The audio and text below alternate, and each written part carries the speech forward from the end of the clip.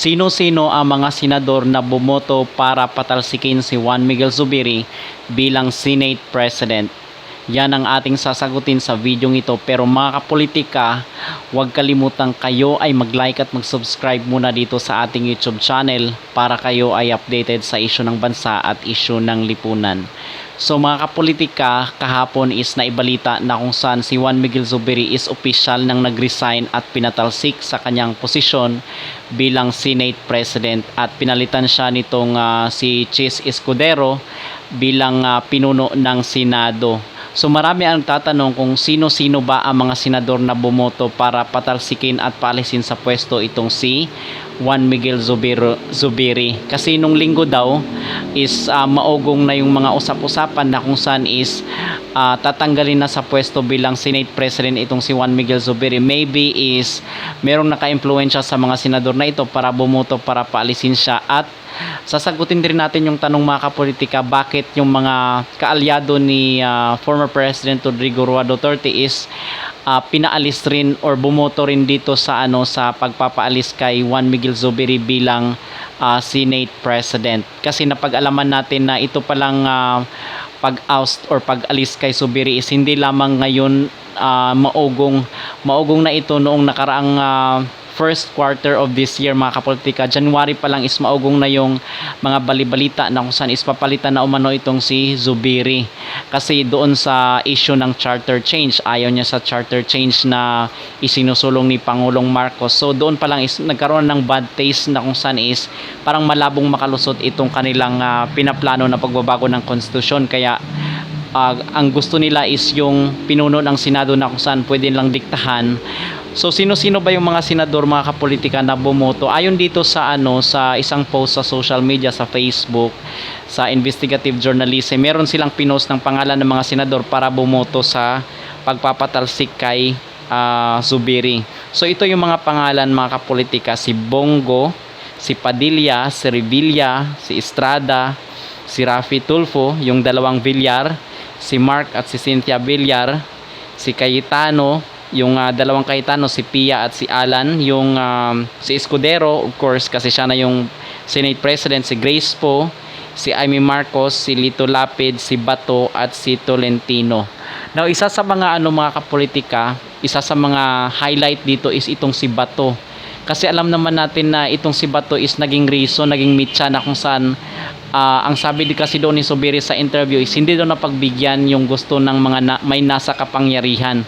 Okay, ang tinutukoy niya dito is itong kasalukuyang administrasyon, si Bongbong Marcos, kasi pinapatigil itong hearing ni Bato dito sa PDEA leaks na involve yung ating mahal na presidente. At ang sabi naman ni Zubiri is bakit noong panahon ni former President Duterte, which is itong committee ni Gordon dati pagpa-imbestiga sa Pharmaly kung saan involved si former President Duterte, is hindi naman niya naging patas lang itong si Zubiri. Okay, at ngayon bakit involved naman dito si Bongbong Marcos is gusto nilang ipatigil, where in fact ang Senado dapat yan mga kapolitika, dapat independent na sangay yan ng ating gobyerno. So bakit pinapatigil yung investigasyon?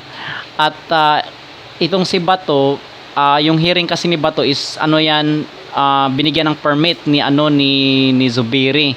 So bakit ngayon si Bato is bumoto ng pagpapatalsik dito kay Zubiri? Siguro mas mabuti siguro kung nag-abstain na lang siya, katulad ng ginawa ni Ontiveros at ni Coco Pimentel, yung minority leaders. So itong si Bato pala mga kapolitika, napag-alaman natin na kung saan sabi niya is nung inabot daw sa kanyang papel para pirmahan yung yung pagpalit ng liderato ng Senado is 14 na. So wala na siyang magawa, magpirma man siya or hindi, sigurado na yung pagpapatalsik dito kay Zubiri. Pero masakit pa rin yun sa side ni Zubiri mga kapolitika, kasi he felt betrayed. Kasi yun na nga ang sabi niya doon sa sa interview, parang siya, parang na-traidor itong si Juan Miguel Zubiri. Pero kasi nung linggo sabi ng mga kasama niya is okay naman daw siya as Senate President at suportado daw sila ng mga kaalyado nito. Pero ang nangyari at bumaliktad sila. Naalala nyo mga kapolitika, itong si Chis Escudero at si Estrada, meron kasing mga personal na interest din yan na maging leader ng Senado, and in fact nakuha na nga nila yung gusto nila. Si Cheese yung naging Senate President at si Jingo yung naging temporal president doon sa Senado.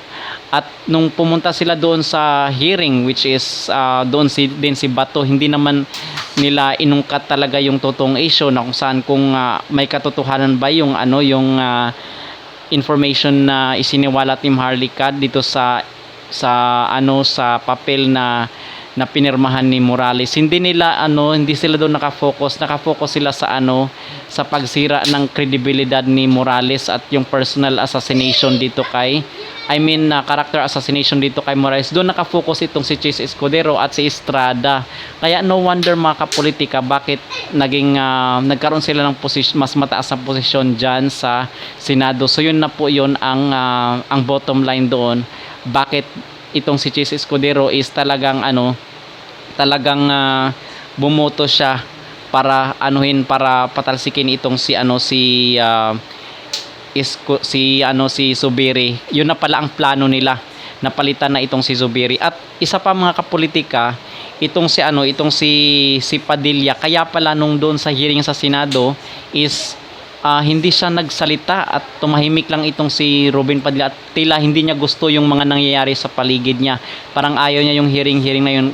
Kasi pala sa nakalap natin na information mga kapolitika, ito palang si Padilla, itong sila Bongo at sila si Tolentino, mga kapartido ni former President Duterte, pero ayaw na rin nila yung liderato ni Zubiri kasi hindi nila nakuha yung gusto nila. Ano ba yung gusto nila? Yung federalism. So yun ang ayon sa ating nakalap na information, hindi sinuportahan ni Zubiri yung si Padilla. And in fact, naalala nyo mga kapolitika, even though mga kalyado nito nila former President Duterte at pinaimbestigahan nga itong si Marcos ni Bato, bumoto rin sila para patalsikin si Zubiri kasi hindi nila nakuha yung gusto nila na kung saan push yung federalism. Kasi na-insulto nga, naalala niya, insulto si Robin Padilla nung time na kung saan gustong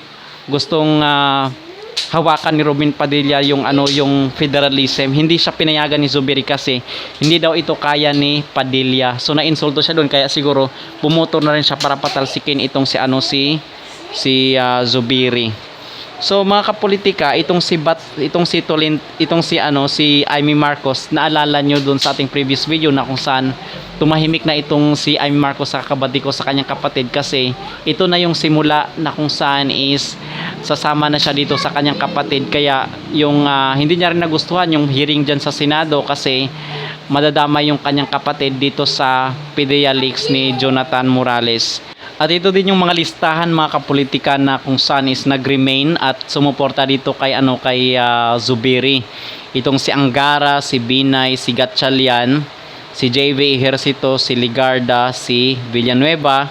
Samantalang si Pimentel at si Hontiveros is nag-abstain sila. So okay pa nga itong itong ginawa ni Pimentel at ni Hontiveros na kung saan hindi sila bumoto, naging neutral sila. Okay. So wala na rin naman magagawa kasi konti lang yung sumuporta dito kay Zubiri at mas pumabor yung pagpapatalsik sa pwesto. So ano ang ating overall na masasabi dito mga kapolitika, kasi ngayon pa lang is nagpaparamdam na itong si Romualdez at sabi niya eager daw makipagtrabaho itong si Romualdez dito kay Chis Escudero. At napag-alaman natin na si Chis Escudero pala, yung kanyang tatay is kalyado nila former President Marcos, yung Marcos Sr. So kaalyado. So hindi kaya itong pag-appoint dyan kay Chis Escudero is may kinalaman para baguhin nila yung konstitusyon, kasi alam naman natin yung history ng mga Marcos, mahilig silang gumalaw dito sa mga konstitusyon para mapahaba yung kanilang termino. Okay, so abangan lang natin mga kapolitika yung mga susunod na mangyayari kung talaga bang ipupush nila yung kanilang plano na pagbabago ng konstitusyon at mawawalan natin ng freedom to vote. Wag naman sana mga kapolitika. Okay, so yun ang ating abangan at maraming salamat sa inyong pagtunghay. Ano ang inyong masabi dito mga kapolitika sa mga senador na nagtraidor dito kay Zubiri? Please comment down below at huwag kalimutang mag-like at mag-subscribe kayo dito sa ating YouTube channel para kayo ay updated sa issue ng bansa at issue ng lipunan.